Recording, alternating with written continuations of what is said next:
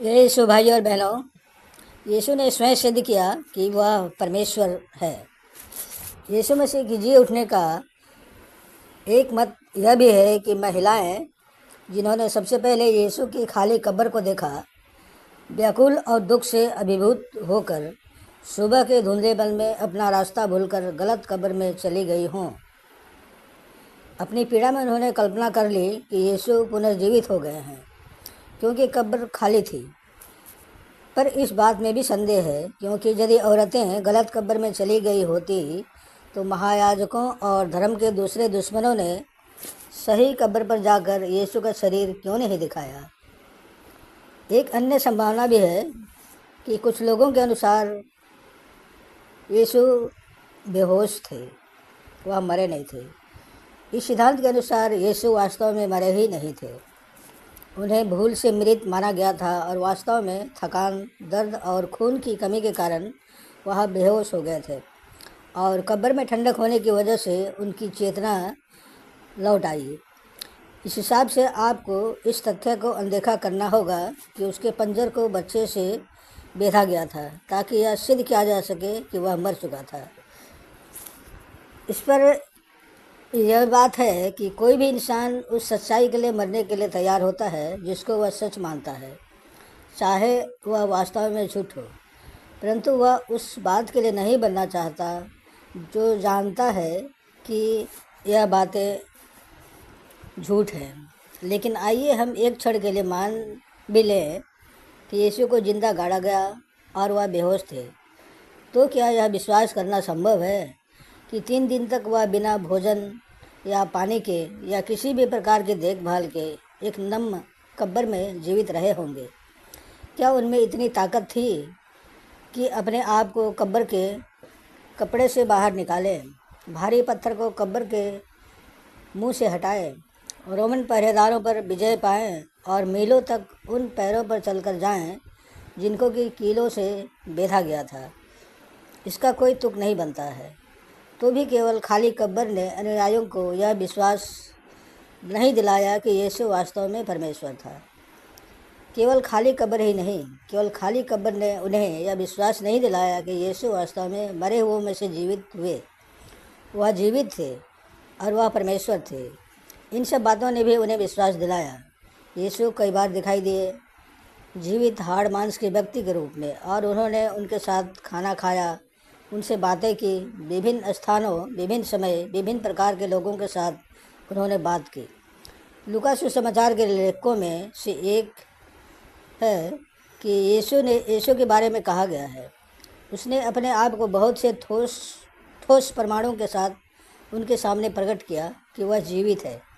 वह 40 दिनों तक उनके सामने प्रकट होता रहा और परमेश्वर के राज के विशेष विषय में उन्हें बताता रहा। सुसमाचार के चारों लेखक ये बताते हैं कि यीशु को गाड़ने के बाद वह शारीरिक रूप से उन्हें दिखाई पड़े। एक बार जब वह शिष्यों को दिखाई दिए तो थोमा, जो कि एक शिष्य था, वहाँ नहीं था। जब दूसरे शिष्यों ने थोमा को उनके बारे बताया तो थोमा ने विश्वास ही नहीं किया। उसने सीधा सीधा बोला, जब तक मैं उसके हाथों में कीलों के छेद ना देख लूं और कीलों के छेदों में अपनी उंगलियां ना डालूं और उनके पंजर में अपना हाथ ना डालूं, तब तक मुझे विश्वास न होगा। 1 सप्ताह बाद यीशु उन्हें फिर से दिखाई दिए। उस समय थोमा भी उनके साथ था। यीशु ने थोमा से कहा, अपनी उंगली डाल और मेरे हाथों को देख, और अपने हाथ लाकर मेरे पंजर में डाल। संदेह करना छोड़ दे और विश्वास कर। यह सुनकर थोमा ने जवाब दिया, हे मेरे प्रभु, हे मेरे परमेश्वर। यीशु ने उससे कहा, तूने मुझे देखकर मुझ में विश्वास किया है। तो वे लोग धन्य हैं जिन्होंने बिना देखे विश्वास करते हैं और किया है। यीशु आपको क्या प्रदान करते हैं? मसीह जीवन में उद्देश्य और दिशा देते हैं। जगत की ज्योति मैं हूँ, वह कहते हैं। जो मेरे पीछे हो लेगा वह अंधकार में ना चलेगा, परंतु जीवन की ज्योति पाएगा। कई लोग सामान्य रूप से जीवन के उद्देश्य और विशेष रूप से अपने स्वयं के जीवन के बारे में अंधेरे में हैं। ऐसा महसूस होता है कि जैसे कि वो अपने जीवन में बत्ती जलाने वाला स्विच खोज रहे हैं। जो कोई भी अंधेरे में या किसी अपरिचित कमरे में रहा है, वह असुरक्षा की भावना के बारे में बहुत अच्छे से जानता है। लेकिन जब बत्ती जलती है तो एक सुरक्षा की भावना होती है। ठीक ऐसे ही महसूस होता है जब हम अंधेरे से यीशु मसीह की ज्योति में कदम रखते हैं। दिवंगत विश्लेषी मनोवैज्ञानिक कार्ल गुस्ताव जंग ने कहा, हमारे समय की सबसे नाजुक समस्या खालीपन है।